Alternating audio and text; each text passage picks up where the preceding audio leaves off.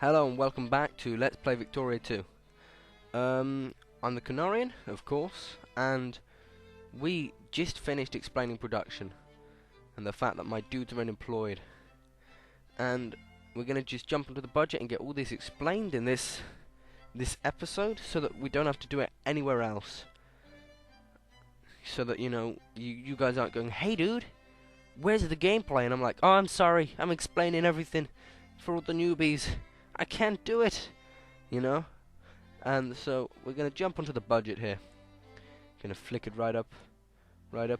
Oh yeah, let me explain. You got the poor, the middle, and the rich class.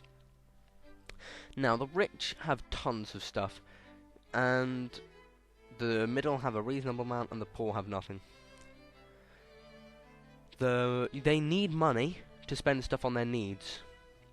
However, you need money to spend stuff on your needs as a commander of your country.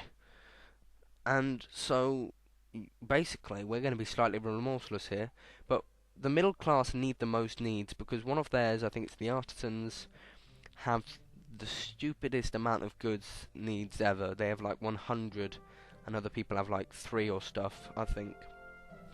So we're going to tax the poor class the most, and we're going to tax the rich class the second most, and the middle class, no, the third most, so that they stay reasonably happy. It's going to reduce that a little bit, and just increase that. And then here's our national bank. We've got 134.17 so far. Total funds 6.04k, and that's up there, as you can see. And we've got no debt and no interest on our debts because we've taken no loans, as you can see here. However, we have given loans to Tripoli and Texas, who are gonna get conquered, so we're gonna lose money there, I think. So let's just hope that they stay alive and we can use gunboat diplomacy on at least Tripoli, maybe, to go, "Hey, give us back our money." But yeah. And education I'm going to pump right up. This is the reason I wanted quite a lot of money, because I spend quite a lot. And administration. And I'm going to explain them in a moment, and I'm going to pump this right up to 75%. And I'm also going to throw this up to 75%. Now, national stockpile is the stuff that is basically how much money you need to buy stuff to feed, equip, and do stuff with your nation, basically. That's important that you keep it right up there. Education contributes to your literacy and research, and it also pays your clergymen. And I don't know what the effects are of pushing up to 100%. I assume it's just positive, but I'm gonna just hope it's just positive. And so it brings us more research, and then you've got administration, which is basically the dudes that handle everything, and they basically handle crime too. And then, oh, flipping out, brain lapse. Anyway, yeah, so at the current moment we've got 43.7% efficiency. They're spending quite a reasonable amount on administration. On a weaker nation, that would probably cripple them. Social spending we would use if we had a social reform, but we don't, so we're not spending, but we're going to leave it at 50%, pretend that we're doing stuff. Military spending 75%, because of course we want to have a little bit more than 50. I mean, of course it says defense spending, but of course we're going to be conquering people because we're good at that here. And that also pays soldiers and officers, and funds, I think funds our army too. And then we've got tariffs. I actually don't know what they do. I don't know whether they increase the amount of money for something. I think they do, but I buffed them up to 75% because then we can earn a ton of money, quite a lot. Yeah, so that's budget explained there. Thank God. Research. We are a military industrial complex, which means that we have a bonus to our army and industry tech. However, we lack in naval and culture tech.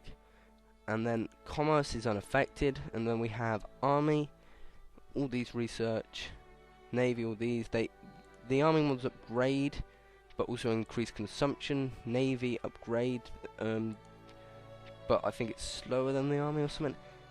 Commerce increases your general economy along with your money gaining.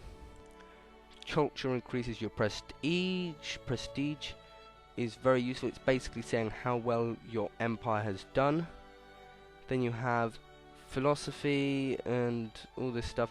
Actually here, when you research some of these, I'll explain inventions now. Inventions basically are the little extras that come with research. And so, you know, they aren't gained as soon as you research something. They can be invented. And with like ideological thought, you have the chance of gaining a reform desire, which means that you can become more liberal. And I don't think liberalism is very good for you in this game, if I remember, because when I was playing Japan, it wasn't good for me, and I don't think it's good for other people either. That's in this game though, so calm down if you're a liberal out there. I'm not attacking you. Industry. Here we have quite a good industry research. We don't have an experimental railroad. Probably going to get that quite soon, and that's probably going to be easy to research, but I'm not going to research it because I would like to get something from commerce to improve my money. I'll quickly put that in. Stock exchange, increase my tax efficiency, and also these inventions increase my tax efficiency. And my industry is basically for it also building up my economy, but it's also factory based, more factory based than commerce is. And also in chemistry, oh Jesus, everything just exploded.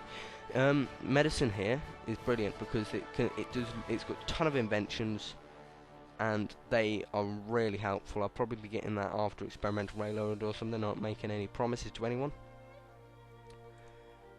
And then if we jump into politics, here we go. We have a national value of order, mobilization side +10, mobilization impact +100%. Well, that's kind of good and kind of bad, I don't worry. Plurality and advantage system, I won't explain those until they become an issue.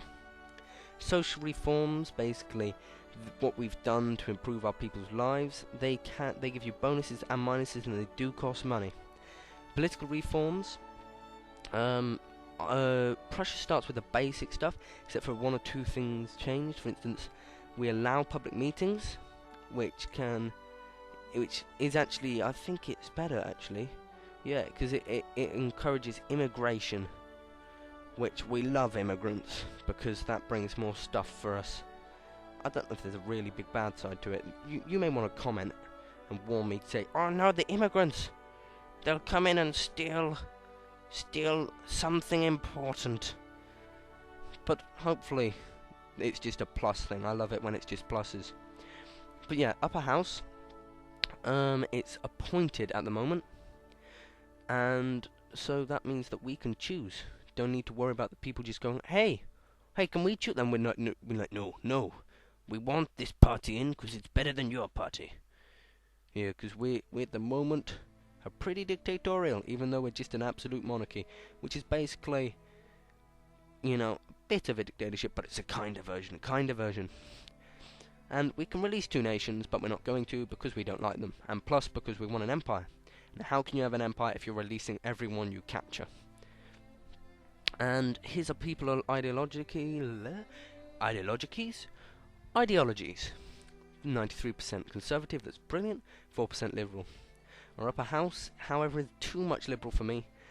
So if the liberals do get in too much power, we can counter them by increasing the voting, which I think we'll have to get it right down to universal, so that the people can throw out the liberals and keep the conservatives in.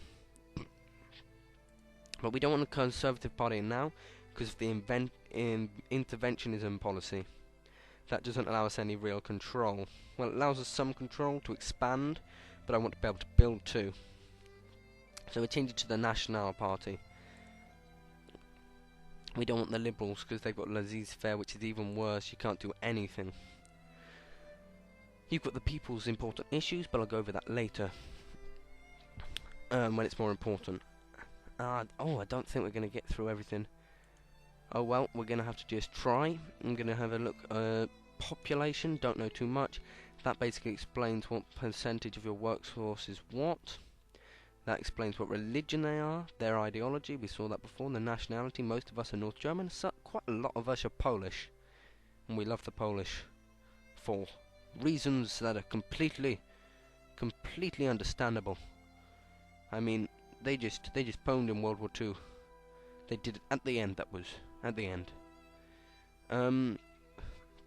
But the Sovs didn't come in and help them, so that was upsetting. And then the dominant issues. Anti-militarism is the big issue. We don't want anti-military. Electoral vote, we don't care, we don't have elections. I will go into that in more detail, probably later, if you feel I need to.